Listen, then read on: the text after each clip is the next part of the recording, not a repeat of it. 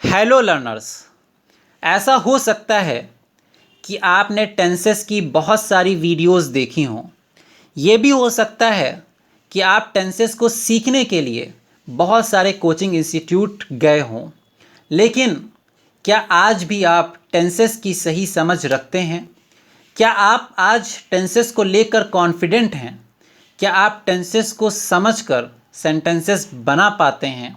अगर नहीं तो आज मैं इंग्लिश एजुकेटर में इस बात की उम्मीद करता हूँ कि इस वीडियो को देखने के बाद न सिर्फ आप टेंसेस को सही से समझ पाएंगे बल्कि उसके मुताबिक अपने सेंटेंसेस को बना पाएंगे। देखिए, सबसे पहली चीज़, जब हम बात करते हैं या तो वो बात हम प्रेजेंट में करते हैं, जो वक्त चल रहा होता है, जो हाल है उस वक्त में करते हैं, या तो वो बात हम पास्ट में करते हैं, जो वक्त गुजर चुका है यानी भूतकाल में, माजी में करते हैं, या तो हम वो बात फ्यूचर में करते हैं, भविष्य काल में, जो आने वाला वक्त है उसमें करते हैं।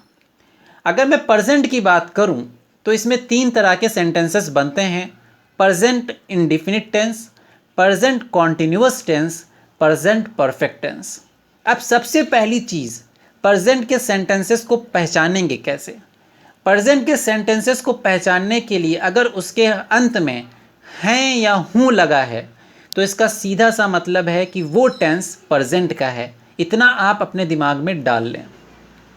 उसके बाद आपको कोचिंग्स में ये बताया गया होगा कि जिस सेंटेंस के अंत में ता हो, ती हो, ते हो, उसे हम प्रेजेंट इंडेफिनिट टेंस कहते हैं। यहाँ पे मैं आपको थोड़ा अलग समझाना चाहता हूँ। मैं ये कहना चाहता हूँ कि जिस सेंटेंस के अंत में है हो, है तो है क्योंकि प्रेजेंट है, लेकिन उसके साथ में ते है, ती है, ते हैं, ऐसे सेंटेंसेस प्रेजेंट इंडेफिनिट टेंस कहलाते हैं। यानी कोचिंग्स पर है पर जोर नहीं दिया जाता, है पर एम्फसाइज नहीं किया जाता है, जिसकी वजह से लर्नर्स अपनी अच्छी समझ नहीं बना पाते हैं। तो ऐसे सेंटेंसेस जिसके अंत में हैं के साथ ता, ती, ते लगा हो उसे हम प्रेजेंट इंडेफिनिट टेंस कहते हैं। जैसे मैं खाना खाता हूँ, तुम आते हो, हम हंसते हैं, वो जाता है। ये सारे सेंटेंसेस प्रेजेंट इंडेफिनिट टेंस की कैटेगरी में आते हैं, जिसको मैं हर सेपरेट वीडियो लेक्चर में अलग अलग हर टेंस को समझाऊंगा। दूसरा ये कि प्रेजेंट कॉन्टिन्यूअस टेंस, जिसके अंत में है हो लेकिन उसके साथ में रहा है, रही है का इस्तेमाल होता हो, उसे हम प्रेजेंट कॉन्टिन्यूअस टेंस कहते हैं। कॉन्टिन्यूअस का मतलब रहा है, रही है, और प्रेजेंट का मतलब है या हूँ या है। इसको हम प्रेजेंट कॉन्टिन्यूअस टेंस कहेंगे। जैसे वो आ रहा है, हम जा रहे हैं, तुम सो रहे हो, वो खा रहा है। ऐसे सेंटेंसेस प्रेजेंट कॉन्टिन्यूअस टेंस कहलाते हैं। तीसरा, प्रेजेंट परफेक्ट टेंस, ऐसे सेंटेंसेस जिसके अंत में है तो है लेकिन उसके साथ में लिया है, दिया है या चुका हूँ, अगर ऐसे सेंस में सेंटेंस को बनाया जाए तो वो प्रेजेंट परफेक्ट टेंस कहलाता है। जैसे मैंने खाना खा लिया है, I have eaten the food. वो जा चुका है या मैं जा चुका हूँ, ऐसे सेंटेंसेस को हम प्रेजेंट परफेक्ट टेंस कहते हैं। अच्छा, अगर मैं बात ऐसे ही पास्ट की करूं तो पास्ट को पहचानने के लिए उसके अंत में था, थी, थे हो, या फिर लिया, दिया, सोया, खाया, पिया, ऐसे सेंटेंसेस को हम पास्ट कहते हैं।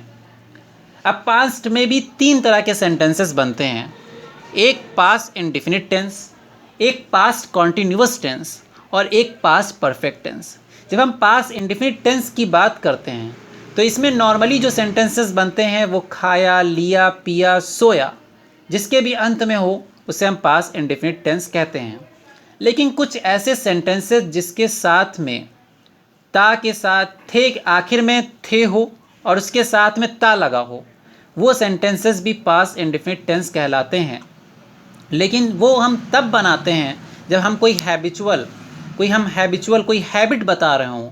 ऐसी जगह हम था का सेंस पास्ट इंडेफिनिट टेंस में लाते हैं। जैसे हम उस गांव में रहा करते थे यानी रहते थे, ऐसे सेंटेंसेस पास्ट इंडेफिनिट टेंस कहलाएंगे। इसको मैं एक सेपरेट वीडियो लेक्चर में बहुत ही कायदे से समझाऊंगा, क्योंकि इसमें ज़्यादातर लर्नर्स को बहुत ही डाउट रहता है। तो मोस्टली पास्ट इंडेफिनिट में लिया, दिया, खाया, पिया, मैंने किताब खरीदी, आखिर में ई, या मैंने किताब खरीदा, आखिर में दा, ऐसे सेंटेंसेस पास्ट इंडेफिनिट टेंस में बनते हैं। अच्छा, ऐसे ही पास्ट कॉन्टिन्यूअस टेंस, जिसके अंत में था तो हो लेकिन उसके साथ में रहा है, रही है, रहे हैं, ऐसे अगर सेंटेंसेस हों तो उसे हम पास्ट कॉन्टिन्यूअस टेंस कहते हैं। कॉन्टिन्यूअस मतलब रहा है, रही है, पास्ट मतलब था, थी, थे, ऐसे सेंटेंसेस पास्ट कॉन्टिन्यूअस टेंस कहलाएंगे। अच्छा, ऐसे ही पास्ट परफेक्ट टेंस, यानी जिस सेंटेंस के अंत में था, थी, थे हो लेकिन उसके साथ चुका या चुकी या चुके लगा हो, उसे हम पास्ट परफेक्ट टेंस कहते हैं। जैसे वो सो चुका था, हम जा चुके थे, मैं खा चुका था, ये सारे के सारे सेंटेंसेस पास्ट परफेक्ट टेंस की कैटेगरी में आते हैं।